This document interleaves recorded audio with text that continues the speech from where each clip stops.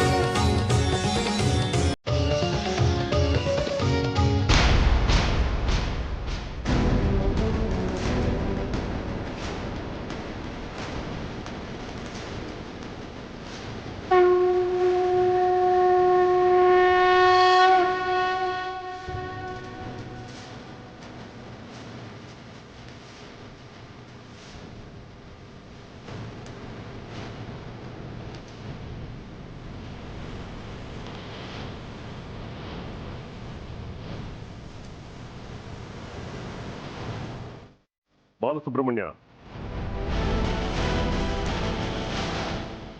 ಈ ಹಾರನ ಅಮ್ಮನವ್ರಿಗೆ ಅರ್ಪಿಸ್ಬಿಡಿ.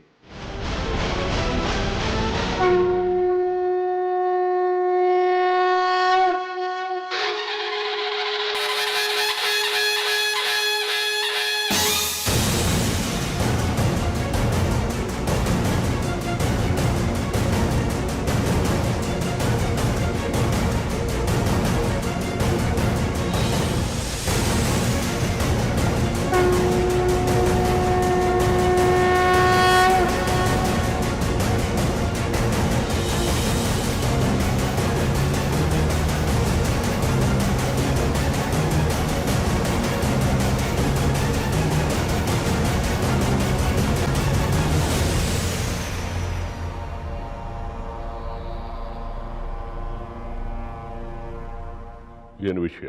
ನಾನು ಸುಂದರಿನ ಮದುವೆ ಆಗ್ಬೇಕು ಅಂತಿದ್ದೀನಿ. ಎಷ್ಟು ದಿವಸದಿಂದ ನಡೀತಾ ಇದೆ? 1 ವರ್ಷದಿಂದ ಅನ್ಕೋತಿದ್ದೆ, ಆದ್ರೆ ಇವತ್ತು ತೀರ್ಮಾನ ಮಾಡಿದೆ. ಏನದು ದಿಢೀರ್ ತೀರ್ಮಾನ? ನೀವು ಸುಂದರಿನ ಪಟ್ನ ಕಳ್ಸಕ್ಕೆ ಹೊರಟು ನಿಂತಿದ್ರಿ, ತಡಿಯೋದಕ್ಕೆ ಬೇರೆ ದಾರಿ ಸಿಗ್ಲಿಲ್ಲ. ಇದಕ್ಕೆ ಸುಂದರಿ ಒಪ್ಪಿದಾಳ? ಈ ವಿಷಯ ಸುಂದರಿಗೆ ಗೊತ್ತೇ ಇಲ್ಲ. ಒಂದು ಕನ್ಯೆ ಕುತ್ತಿಗೆಗೆ ಅವಳ ಒಪ್ಪಿಗೆ ಇಲ್ಲದೆ ಹಾರ ಹಾಕೋ ತಪ್ಪಲ್ವಾ? ಒಂದು ಕನ್ಯೆನ ಹೊತ್ತೊಯ್ದು ಮದುವೆ ಮಾಡುವಾಗ ಅವಳ ಒಪ್ಪಿಗೆ ಇದೆಯಾ ಇಲ್ವಾ ಅಂತ ಯಾರೂ ಕೇಳೋದಿಲ್ಲ. ಇದು ನನಗಿಂತ ಚೆನ್ನಾಗಿ ನಿಮ್ಗೆ ಗೊತ್ತಲ್ವಾ? ಅದೇ ರೀತಿ ಕಾಲಾಚಾರ ದೇಶಾಚಾರ ಅಂತಲೂ ಇದೆ. ಕಾಲಾನುಕಾಲಕ್ಕೆ ಸಮಾಜ ಒಂದೊಂದು ಪದ್ಧತಿನ ಮಾನ್ಯ ಮಾಡುತ್ತೆ. ಸರಿ, ನಾನು ನಿಮ್ಮ ದಾರಿಗೆ ಬರ್ತೀನಿ. ನಾನು ಸುಂದರಿನ ಪ್ರೀತಿಸ್ತಾ ಇದ್ದೀನಿ, ಪ್ರೀತಿಸೋದು ತಪ್ಪಲ್ಲ, ಹಾಗೆ ಪ್ರೀತಿನ ಉಳಿಸ್ಕೊಳ್ಳೋದು ತಪ್ಪಲ್ಲ ಅಲ್ವಾ? ಪ್ರೇಮ ಪಾಠ ವೇದ ಪಾಠಕ್ಕಿಂತ ಜೋರಾಗಿದೆ. ಯಾರ ಅನುಮತಿ ಪಡ್ಕೊಂಡಿದೀಯಾ? ಇದಕ್ಕೆ ನಿಮ್ಮ ಯಾರ ಅನುಮತಿನೂ ಸಿಗಲ್ಲ ಅಂತ ನನಗೆ ಚೆನ್ನಾಗಿ ಗೊತ್ತು. ಅದಕ್ಕೆ ನಾನೇ ಈ ತೀರ್ಮಾನ ಮಾಡಿದೆ. ಗುರಿ ಸಾಧಿಸುವಾಗ ಸಾಧನೆ ಮುಖ್ಯ, ಅದರ ದಾರಿ ಅಲ್ಲ. ಹೀಗಂತ ನೀವೇ ದೀಕ್ಷಿತರಿಗೆ ಹೇಳಿದ್ದನ್ನು ನಾನು ಕೇಳಿಸ್ಕೊಂಡಿದ್ದೀನಿ. ನಾನೀಗ ಮಾಡಿದ್ದು ಅದನ್ನೇ. ನಿಮ್ಮ ಪಾಠ ತಪ್ಪು ಅಂತ ಈಗ ನೀವು ಹೇಳಕ್ಕಾಗಲ್ಲ ಅಲ್ಲ? ಈ ವಿಷಯ ಅವ್ರ ಮನೇಲಿ ಇನ್ಯಾರಿಗೆ ಗೊತ್ತು? ವಿದ್ಯಾಶಂಕರನಿಗೆ ಬಿಟ್ಟು ಇನ್ಯಾರಿಗೂ ಗೊತ್ತಿಲ್ಲ.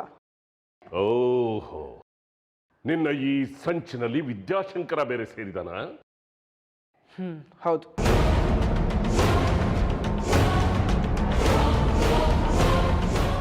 ಚಿಕ್ಕಣ್ಣ, ಗಾಡಿ ತೆಗಿ.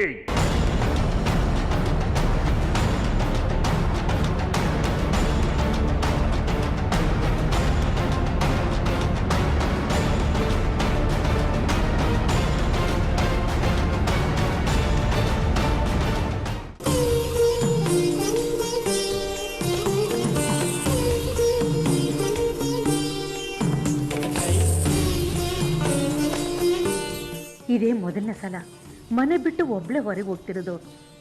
ಇದು ಅಮ್ಮನವ್ರ ಪ್ರಸಾದ ಕಣೆ. ಅಜ್ಜಿ, ಮತ್ತೆ ನನ್ನ ಮನ್ಸು ಕೆಡ್ಸಕ್ಕಿದನ್ ತಂದ್ಯಾ? ಇರ್ಲಿ ಬಿಡೆ ಪುಟ್ಟಿ, ಅಜ್ಜಿ ಆಶೀರ್ವಾದ ಅಂತ ಕೊಟ್ಟಿರೋದು. ಅಜ್ಜಿ ಆಶೀರ್ವಾದ ಇರ್ಲಿ, ಆದ್ರೆ ಇದು ಅವಳ ಪ್ರಸಾದ ತಾನೆ. ಹೌದು ಕಣೆ, ನಿನ್ ಜೊತೆ ನಾವು ಯಾರೂ ಬರ್ತಾ ಇಲ್ಲ. ಹೀಗೆ ಬೆಳೆದ್ ನಿಂತ ಹುಡುಗಿನ ಒಂಟಿಯಾಗಿ ಕಳಿಸ್ತಿದೀವಲ್ಲ ಅಂತ ಅಮ್ಮನರ್ಥ ಹೋಗಿ ಬೇಡ್ಕೊಂಡೆ. ನಿನ್ನ ತಪ್ಪನ್ನ ಕ್ಷಮಿಸಮ್ಮ ಅಂತ ಕೇಳ್ಕೊಂಡೆ. ಆಗ ಅಮ್ಮ ನಿನ್ನ ತಪ್ಪನ್ನೆಲ್ಲ ಕ್ಷಮಿಸಿದ್ದೀನಿ ಅಂತ ಬಲಗಡೆಯಿಂದ ಹೂ ಕೊಟ್ಲು. ಅದನ್ನೇ ತಂದು ನಿನಗೆ ಮುಡಿಸ್ದೆ. ಅದನ್ನೆಲ್ಲ ಇಲ್ಲೇ ಬಿಟ್ಟು ಹೋಗೋಣ ಅಂತಿದ್ರೆ ಅವಳು ನನ್ನ ಜೊತೆಗೆ ಅಲ್ಲಿಗೂ ಕಳಿಸ್ತಿದ್ಯಲ್ಲ ಅಜ್ಜಿ. ಆ ದಿನ ನೀನು ಕೆಲಸಕ್ಕಿಂತ ಪಟ್ಟಣಕ್ಕೆ ಹೊರಟು ನಿಂತಾಗ ನಾನೇ ಒಪ್ಪಿಗೆ ಕೊಟ್ಟಿದ್ದೆ. ಆದರೆ ಯಾಕೋ ಏನೋ ತುಂಬ ಆತಂಕ ಆಗ್ತಿದೆ ಕಡೆ. ಯಾಕಜ್ಜಿ, ನಿನ್ನ ಇಲ್ಲಿ ಕಾಡಕ್ಕೆ ಯಾರೂ ಇಲ್ಲ ಅಂತನಾ, ಅಥವಾ ನನ್ನ ಹಾಗೆ ನಿನ್ನ ಹತ್ರ ಬೈಸ್ಕೊಳಕ್ಕೆ ಇಲ್ಲಿ ಯಾರೂ ಇಲ್ಲ ಅಂತನಾ? ಬೈಯೋದೇನು, ನಿನ್ನನ್ನು ಮನೆಯಿಂದನೇ ಆಚೆ ಕಳಿಸ್ಬೇಕು ಅನ್ನೋಷ್ಟು ಸಿಟ್ಟು ನನಗಿತ್ತು. ಆದರೆ ಅದೇಕೋ ಏನೋ ನನಗೇ ಗೊತ್ತಾಗ್ತಾ ಇಲ್ಲ. ನಿನ್ನನ್ನು ಮನೆಯಿಂದ ಆಚೆ ಕಳಿಸ್ತಿರ್ಬೇಕಾದ್ರೆ ಸಾಕ್ಷಾತ್ ಅಮ್ಮನವ್ರನ್ನೇ ಕಳಿಸ್ತಿದ್ದೀನೇನೋ ಅನಿಸ್ತಿದೆ.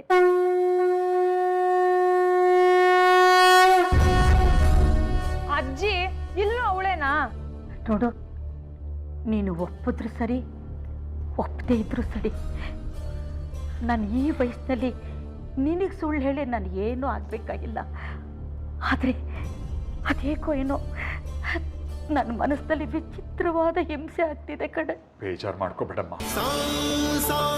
ನಾವೇನು ಸುಂದರಿನ ಕಾಣದ ಜಾಗಕ್ಕೆ ಕಳಿಸ್ತಿದ್ದೀವ? ಶಾಸ್ತ್ರಿಗಳೇ ಹೇಳಲಿಲ್ವಾ, ಪುಟ್ಟಣ್ಣ ಶೆಟ್ರು ತುಂಬ ದೊಡ್ಡ ಮನುಷ್ಯರಂತೆ.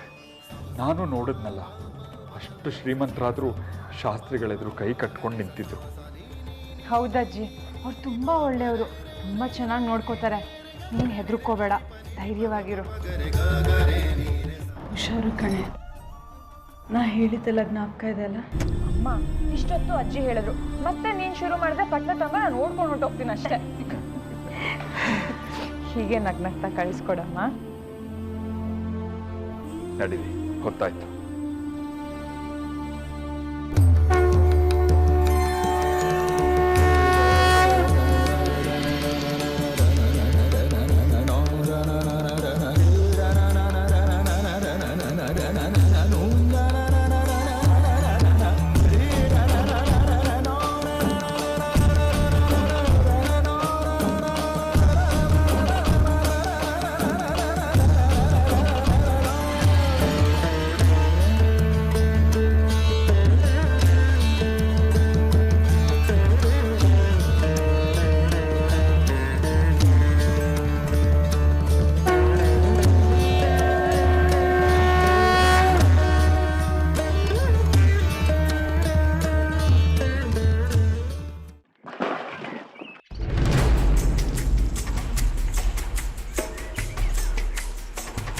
ನೀನು ಯಾವಾಗಲೂ ಕುಡಿಯೋಕ್ಕೆ ಶುರು ಮಾಡಿದೆ? ಎಲ್ಲಿದೆ ಗೊತ್ತಾ? ದೇವಸ್ಥಾನ ಇದು. ಸತ್ಯಣ್ಣ ಹೇಳಿದ್ದು ನೆನಪಿದೆಯಾ? ಸಚ್ಚಣ್ಣ ನನಗೆ ಹಾರ ತಗೋಬರ್ದಕ್ಕೆ ಹೇಳಿದ್ರು. ಅಯ್ಯೋ, ನನ್ನ ಬುದ್ಧಿಗಿಷ್ಟು. ಮಂಗಳಾರತಿ ಆಗೋಯ್ತಾ? ಮಂಗಳಾರತಿನೂ ಆಯಿತು, ಎಲ್ಲರೂ ಊಟನೂ ಮುಗೀತು. ನಿಮ್ಮ ಅಕ್ಕ ಸುಂದ್ರಿ ಶೆಟ್ರ ಜೊತೆಲಿ ಕಾರ್ ಹತ್ಕೊಂಡು ಹೋಗೋ ಆಯಿತು. ಇಲ್ಲ, ಸಚ್ಚಣ್ಣಂಗೆ ನಾನು ಮಾತು ಕೊಟ್ಟಿದ್ದೀನಿ. ಸುಂದ್ರಿ ಊರು ಬಿಟ್ಟು ಎಲ್ಲೂ ಹೋಗಬಾರ್ದು. ಸಚ್ಚಣ್ಣನ ಮದುವೆ ಆಗಲೇಬೇಕು.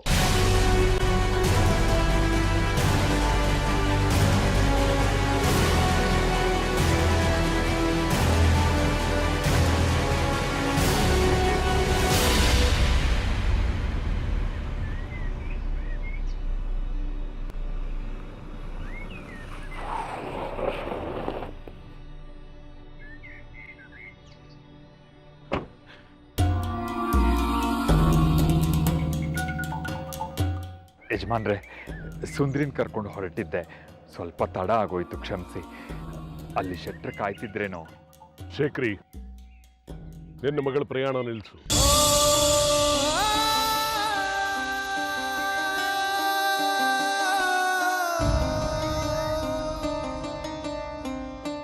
ತಡ ಆಯ್ತು ಅಂತ ಕೋಪನ? ದಯವಿಟ್ಟು ಕ್ಷಮಿಸ್ಬಿಡಿ ಯಜಮಾನ್ರೆ. ಹಾಗಲ್ಲ,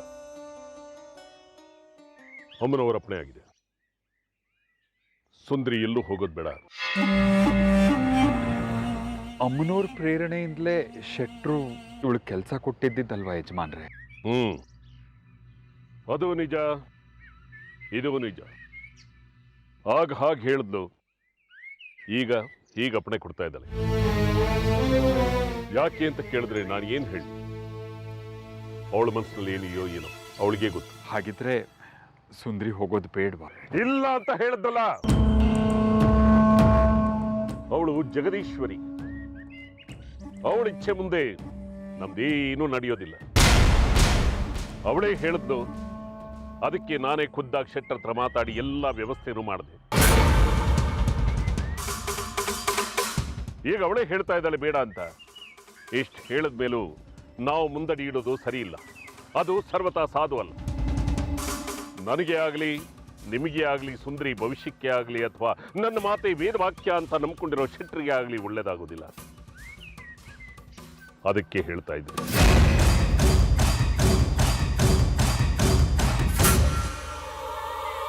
ಏನಿದು ಗರ ಬಡದವರಾಗಿ ನಿಂತಿದ್ರ? ಶೇಖರಿ, ನಿಮ್ಮ ತಂದೆಯವರ ಕಾಲದಿಂದ ನೀವು ಅಮ್ಮನವರ ಆರಾಧಕರು. ಅಮ್ಮನವರ ಆರಾಧನೆ ಉಸಿರು ಅನ್ಕೊಂಡಿರೋರು.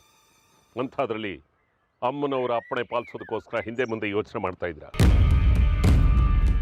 ಅಮ್ಮನವ್ರನ್ನ ಅನುಮಾನಿಸಿದ್ರೆ ಅವಳನ್ನ ಅವಮಾನಿಸ್ದಾಗಲ್ವಾ? ಹಾಗಲ್ಲ, ಒಂದು ಸಾರ್ತಿ ಅಮ್ಮನವರು ನಮ್ಮ ಪ್ರಯಾಣ ನಿಲ್ಲಿಸಿದ್ರು. ಈಗ ಇರಲಿ, ಆ ತಾಯಿ ಮಹಿಮೆ ಹೀಗೇ ಇರುತ್ತೆ. ಎಂತೆಂತಹ ಸಿದ್ಧಪುರುಷರು ಅವರ ಜೀವನನ ಅವಳ ಪಾದದಡಿಯಲ್ಲಿ ತೊಡಗಿಸ್ಕೊಂಡಿರ್ತಾರೆ. ಅಂಥವ್ರಿಗೆ ಅವಳು ಏನು ಅಂತ ಅರ್ಥ ಆಗಲಿಲ್ಲ. ಇನ್ನು ನಾನು ನೀನು ಇಷ್ಟರವ್ರು ಆಗಿದ್ದಾಯ್ತು. ಇನ್ನು ಮೊದಲೆಲ್ಲ ಹೇಗಿತ್ತೋ ಹಾಗೆ ವ್ಯವಸ್ಥೆ ನಡೀಲಿ. ಅವಳು ಮಾತುಗೋಸ್ಕರ ಕಾಯ್ತಾ ಇರೋಣ. ಅವಳು ವಾಣಿನ ಕೇಳ್ತಾ ಇರೋಣ.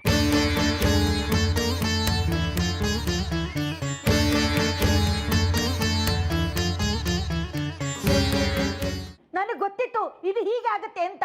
ಬಲ್ಗಡೆಯಿಂದ ಪ್ರಸಾದ ಕೊಟ್ಲು ಅಂತಂದೆ, ಉಲ್ಟಾ ಹೊಡಿತಲ್ಲ ಅವಳ ಭವಿಷ್ಯ. ಇದೇ ನಾನು ಬೇಡ ಅಂತಿರೋದು. ಹೊರಡೋ ಮುಂದೆ ಅಮ್ಮನವರಿಗೆ ಕಾಪಾಡಮ್ಮ ಅಂತ ನಮಸ್ಕಾರ ಮಾಡಿದ್ರೆ ನಿನ್ ಹೀಗೆಲ್ಲ ಆಗ್ತಿರ್ಲಿಲ್ಲ. ಅಲ್ಲಿಗೆ ಅವಳೇ ನನ್ನ ಬದುಕನ್ನು ಹಾಳು ಮಾಡ್ತಿದ್ದಾಳೆ ಅಂತ ಒಪ್ಕೊಳ್ಳಿ. ಹಾಳು ಮಾಡದೆ ಬಿಡ್ತಾಳ? ನಿನ್ ಮನಸ್ಸಿಗೆ ಬಂದಂಗೆ ಸಿಕ್ಕಲ್ಲಿ ಅವಳನ್ನ ನಿಂದಿಸ್ದೆ, ಅವಳ ಮೇಲೆ ಕೈ ಕೂಡ ಮಾಡದೆ ಬಿಡ್ತಾಳ? ನೀನು ನಿನ್ನ ಪ್ರಾಯಶ್ಚಿತ್ತ ಮಾಡ್ಕೊಳ್ಳೋವರೆಗೂ ಅವಳು ನಿನ್ನ ಬಿಡಲ್ಲ. ಆಟ ಆಡಿಸ್ತಾಳೆ, ನೋಡ್ತಿರೋ.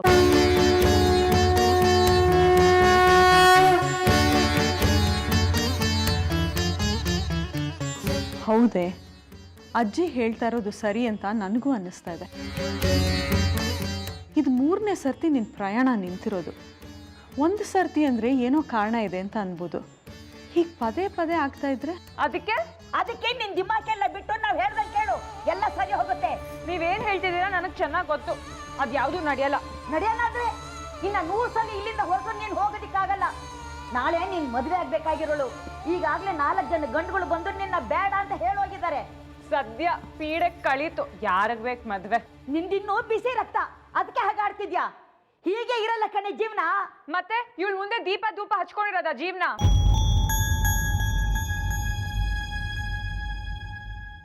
ಬೇಡವೇ, ಹೆಚ್ಚಿಗೆ ಮಾತಾಡಬೇಡ ನೀನು. ತಾಯಿ ಎಚ್ಚರಿಕೆ ಕೊಡ್ತಿದ್ದಾಳೆ, ಎಚ್ಚೆತ್ಕೋ. ಇಲ್ಲದೆ ಹೋದ್ರೆ ದೊಡ್ಡ ಪೆಟ್ಟು ಕೊಡ್ತಾಳೆ ನಿನಗೆ. ನೀವು ಕೋಪದಲ್ಲಿ ಏನೇನೋ ಹೇಳ್ಬಿಡಿ. ನೀವು ದೊಡ್ಡವರು, ನಿಮ್ಮ ಕೋಪ ಅವಳಿಗೆ ಶಾಪ ಆಗತ್ತೆ. ಬಾಳ್ಬೇಕಾದ ಹುಡುಗಿ. ನನಗೆ ಬುದ್ಧಿ ಹೇಳಕ್ ಬರಬೇಡ್ವೆ. ಮೊದಲು ನಿನ್ನ ಮಗಳಿಗೆ ಬುದ್ಧಿ ಹೇಳು. ಹಿರಿಯರು ದೇವರಲ್ಲೇ ಭಯ ಭಕ್ತಿಯಿಂದ ಇರೋದಕ್ಕೆ ಹೇಳು. ಹೇಳೋಣ, ನೀವು ಸಿಟ್ಟು ಮಾಡ್ಕೋಬಿಡಿ. ತಡವಾಗಾದ್ರೂ ಕಲ್ತ್ಕೋತಾಳೆ. ಊರೆಲ್ಲ ಕೊಳ್ಳೆ ಹೊಡೆದ್ಮೇಲೆ ಕೋಟೆ ಬಾಗ್ಲು ಹಾಕದ್ರಂತೆ. ಇನ್ಯಾವಾಗಲೇ ಕಲಿಯೋದು? ಮಾಡಬಾರ್ದನ್ ಮಾಡಿ ಆಡಬಾರ್ದನ್ನ ಆಡಿ ಪಾಪದ ಹೊರೆನ ಕಟ್ಕೊಂಡಿದ್ದಾಳಲ್ಲೇ. ಆಗಲ್ಲ. ಇನ್ನು ನಿನ್ನ ಮಗಳಿಗೆ ಬುದ್ಧಿ ಹೇಳಕ್ಕೆ ನನ್ನ ಕೈಲಿ ಆಗಲ್ಲ ಕಣೋ. ಶೇಖರಿ, ಏನ್ ಕರ್ಮನೋ ನಿಂದು. ಯಾವುದ್ರಲ್ಲೂ ಸುಖ ಅನ್ನೋದೇ ಕಾಡ್ಲಿಲ್ವಲ್ಲೋ. ನಿನ್ನಂಥವನಿಗೆ ಎಂಥ ಮಗಳು. ಅಮ್ಮ, ನೀನು ಅಳಬೇಡಮ್ಮ, ಸಮಾಧಾನ ಮಾಡ್ಕೊ. ಅವಳಿಗದೇನು ಹೇಳ್ತೀಯೋ ಹೇಳು, ಕೇಳ್ತಾಳೆ. ನಾನು ಹೇಳ್ತೀನಿ ಅವಳಿಗೆ. ಹಾಗಾದ್ರೆ ಕೇಳು. ನಾಳೆಯಿಂದನೇ ದುರ್ಗ ಸಪ್ತಾಹ ಆಗಬೇಕು. ಮನೆ ಮಧ್ಯದಲ್ಲಿ ಅಷ್ಟಪದ್ಮ ರಂಗೋಲಿ ಹಾಕಬೇಕು, ಮಧ್ಯದಲ್ಲಿ ದೀಪ ಹಚ್ಚಿಡಬೇಕು. ಆ ಜ್ಯೋತಿನೇ ದುರ್ಗಿ ಅಂತ ಭಾವಿಸ್ಕೊಂಡು ಪೂಜೆ ಮಾಡಬೇಕು. 21 ನಮಸ್ಕಾರ ಹಾಕಬೇಕು. ದುರ್ಗಿ ಕನ್ಯಾ ಆದ್ರಿಂದ 7ನೇ ದಿನ ಒಬ್ಬ ಕನ್ಯಾ ಮುತ್ತೈದೆಯನ್ನು ಕರೆದು ಅವಳ ಪಾದ ಪೂಜೆ ಮಾಡಿ ಅವಳೇ ದುರ್ಗಿ ಅಂತ ಪೂಜೆ ಮಾಡಬೇಕು. ಆ ಹುಡುಗಿಯಿಂದ ಆಶೀರ್ವಾದ ಪಡೆದ್ರೆ ಮಾಡಿದ ಪಾಪ ಕಳೆಯುತ್ತೆ.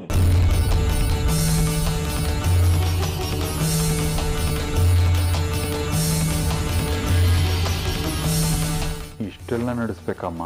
ನಿನ್ನ ಮಗಳು ಸೆರಗಿನಲ್ಲಿ ಕಟ್ಕೊಂಡಿರೋ ಪಾಪ ಕಳಿಯೋಕ್ಕೆ ಇಷ್ಟೆಲ್ಲ ಮಾಡಲೇಬೇಕು.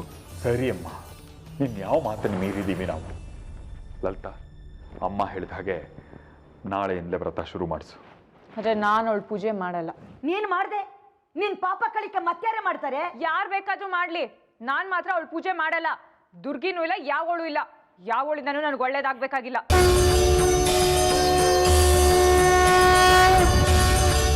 ಕೇಳ್ದನೋ ನಿನ್ನ ಮಗ ಆಡೋ ಮಾತನ್ನ? ಅಪ್ಪ ಅನಿಸ್ಕೊಂಡು ಕೇಳಿಸ್ಕೊಂಡು ಕೂತಿದ್ಯಲ್ಲೋ, ಎತ್ತೆರಡು ಬಿಟ್ಟು ಹೊಡೆದ್ರಲ್ಲ, ಕೊಂದು ಹಾಕಿದ್ರು ನಾನು ಅವಳು ಪೂಜೆ ಮಾಡಲ್ಲ.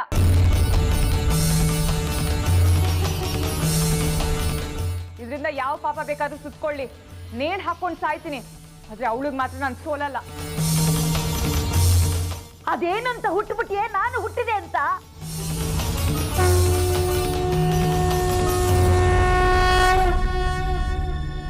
ನೀವು ಅಂದಿದ್ದೇನು, ಸುಂದ್ರಿನ ನನ್ನ ದಾರಿಯಿಂದ ನಿವಾರಿಸ್ಕೋತೀನಿ ಅಂತ. ಅದಾಗಿತ್ತಲ್ವಾ? ಶೆಟ್ರು ಅದಕ್ಕೆ ಒಪ್ಕೊಂಡಿದ್ರು, ನೀವು ತಯಾರಿದ್ರಿ. ಈಗ ಬಂದು ನೀವೇ ಕೆಡಿಸಿದ್ರಲ್ಲ. ಇದು ಏನೋ ಅಮ್ಮನವರೇ ಬಂದು ಶೆಟ್ರಿಗೆ ಹೇಳಿದ್ದೋ ಅಥವಾ ನಿಮ್ಮದೇ ಉಪಾಯನೋ? ಸಾಕ್ಷಾತ್ ವಿರೂಪಾಕ್ಷ ಶಾಸ್ತ್ರಿಗಳದೇ ಕೆಲಸ. ಹೇಳೋದೊಂದು ನಡ್ಕೊಳ್ಳೋದೊಂದು. ನಿಮ್ಮ ವ್ಯವಹಾರವೇ ನನಗೆ ಅರ್ಥವಾಗೋದಿಲ್ಲ. ಪಾಪ ಆ ಹುಡುಗಿ ಎಲ್ಲೋ ಹೋಗಿ ಬದುಕೋತಿತ್ತು. ಯಾವ ತಂತ್ರಕ್ಕೆ ನೀವು ಅವಳನ್ನು ಇಲ್ಲಿ ಉಳಿಸ್ಕೊಂಡ್ರಿ? ನನ್ನ ಮಾತು, ನನ್ನ ದಾರಿ, ನನ್ನ ಉದ್ದೇಶ ಎಲ್ಲವೂ ಸ್ಪಷ್ಟವಾಗಿದೆ.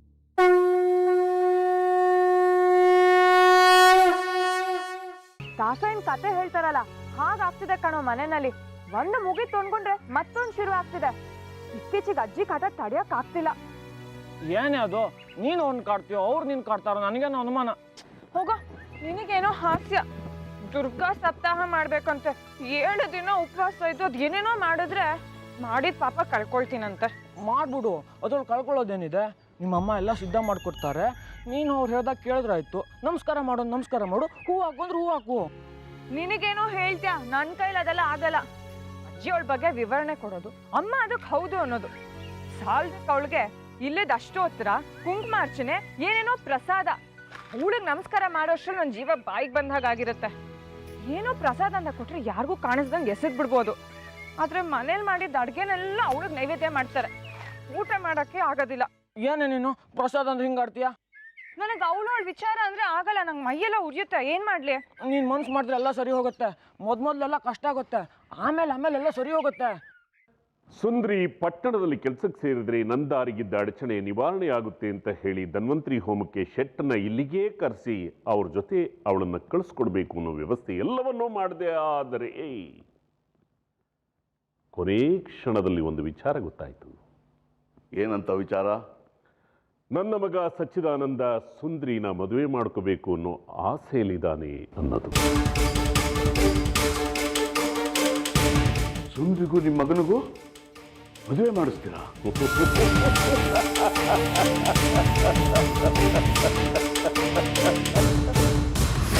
ಅಜ್ಜಿ ನನ್ನ ಒಳ್ಳೇದಕ್ಕೆ ಹೇಳ್ತಿದ್ದಾರೆ ಅನ್ನೋದು ನನಗೂ ಚೆನ್ನಾಗಿ ಗೊತ್ತಿದೆ. ಹಾಗಾದ್ರೆ ಅಜ್ಜಿ ಹೇಳ್ದಾಗ ಕೇಳು. ನನಗೆ ಒಳ್ಳೇದಾಗ್ಲಿ ಅಂತ ಅವಳ ಕಾಲಿಗೆ ಬಿದ್ದು ನಮಸ್ಕಾರ ಮಾಡಿ ಭಿಕ್ಷೆ ಬೇಡದ, ಅದು ಮಾತ್ರ ಸಾಧ್ಯ ಇಲ್ಲ. ನಿಂದು ಒತ್ತಿ ಆಯ್ತು ಕಣೆ. ಅಮ್ಮ ಕಣೆ ಅವಳು, ನನಗೆ ನಿಂಗೆ ಅಷ್ಟೇ ಅಲ್ಲ, ಇಡೀ ಜಗತ್ತಿಗೆ ಅವಳು ಅಮ್ಮ. ಪ್ರಾಣಿ ಪಕ್ಷಿಗೆಲ್ಲ ಊಟ ಕೊಡೋವಳು ಅವಳೇ ಕಣೆ. ಅವಳ ಹತ್ರ ಊಟ ಕೊಡು ಅಂತ ಕೇಳೋದ್ರಲ್ಲಿ ತಪ್ಪೇನಿದೆ? ನಮ್ಮಮ್ಮ ಊಟ ಕೇಳಿದ್ರೆ ಎಷ್ಟು ಸಂತೋಷ ಪಡ್ತಾರೆ ಗೊತ್ತಾ? ಹಾಗೆ ಅಲ್ವಾ ಅಮ್ಮನವರು? ನಮ್ಮಮ್ಮನ ಹೊಡಿತಾಳೆ, ಬೈತಾಳೆ, ನನಗೂ ಕೋಪ ಬರುತ್ತೆ. ನಾನು ಅವಳಿ ಮಕ್ಕನೇ ತೋರಿಸ್ಬಾರ್ದು ಅನ್ಕೋತೀನಿ. ಏನು ಮಾಡೋದು? ಹೊಟ್ಟೆ ಚುರುಕಂದ ತಕ್ಷಣ ಹಳೇದೆಲ್ಲ ಮರ್ತೋಗ್ಬಿಡುತ್ತೆ. ನೀನು ಅಮ್ಮನವ್ರ ಹತ್ರ ಕೋಪ ಮಾಡ್ಕೋಬೇಡ್ವೆ? ಅಮ್ಮನವರು ಅಂದರೆ ನಮ್ಮಮ್ಮನ ಥರ.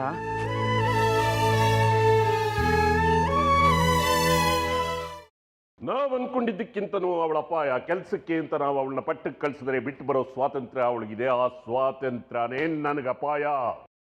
ಆ ಸ್ವಾತಂತ್ರ್ಯ ನನ್ನ ಮುಷ್ಟಿಗೆ ಬರಬೇಕು. ಅವಳ ಜೀವನ ನಾನು ಹೇಳ್ದಾಗ ಕೇಳಿಕೊಂಡು ಬಿದ್ದಿರಬೇಕು.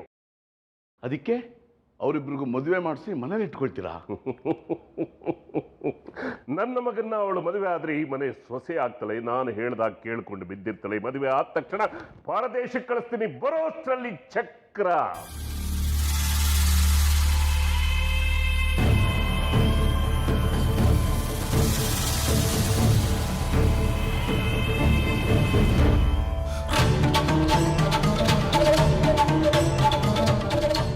ನನ್ನ ಕೈವಶ ಆಗುತ್ತೆ.